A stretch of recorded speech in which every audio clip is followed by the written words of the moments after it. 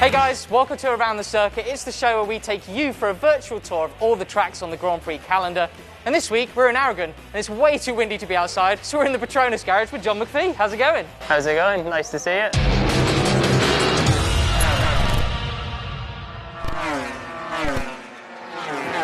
Yeah? Todo bien? ¿Estáis grabando? Which camera am I meant to be looking at? I suppose you've done more laps around this place, so you could probably do it with your eyes closed now, is that right? Yeah, I've been circulating this track since all the way back in Spanish Championship days, going back to 2012, so it's a very well-known track of mine. And plenty of places to talk about as well. We'll take a look at the map and where we're going to be looking around today. So John, you've picked out 5 points on the circuit. Show us what you're going to be talking about today. So here's the 5 points that we've chosen, starting with point 1, which is turns 1 and 2. Point 2 is turns 4, 5 and 6. The third point is turns 8 and 9, the famous corkscrew. The fourth point is turns 14 and 15, that important corner running all the way into the back straight. And the fifth point today is going to be turn 16 and 17, the last corner in this amazing circuit.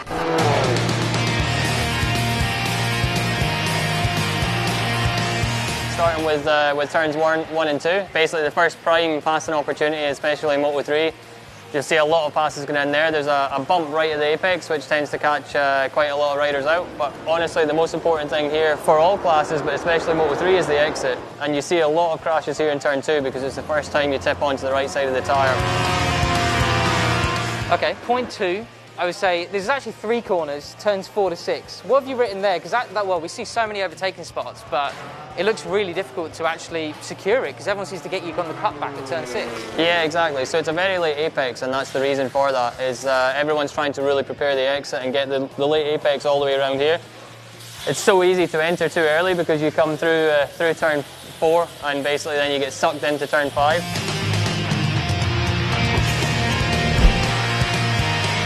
Obviously we can't come to Aragon without talking about the reverse corkscrew, but we've seen so many times, especially on the big bikes. I think you're going downhill, aren't you? And it looks pretty easy to crash.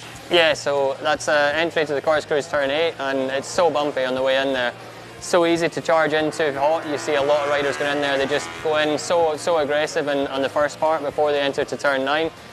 Makes it really difficult to get that change of direction and prepare the exit. And if you imagine on a Moto3 bike, the exit of turn 9 carries the whole way down here. So it's a very, very key point and somewhere that you'll see a lot of passes in the race. And the exit in Moto3, I mean, is it uphill after that? Because I guess if you flunk that, forget it for the next couple of corners, you're just going to get swamped. Yeah, so it's slightly uphill into turn 10. So this is here that we're talking about.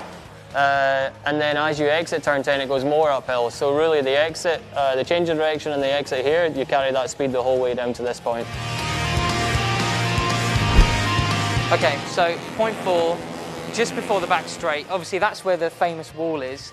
But this, another key overtaking spot, key crashing spot at any part of it. And of course, again, the exit is really crucial. Talk us through it. Where's your braking marker? It's a tricky one, very tricky corner, because 14 into 15, 14 you can kind of flow through the corner, you can carry some good speed through the middle of the corner.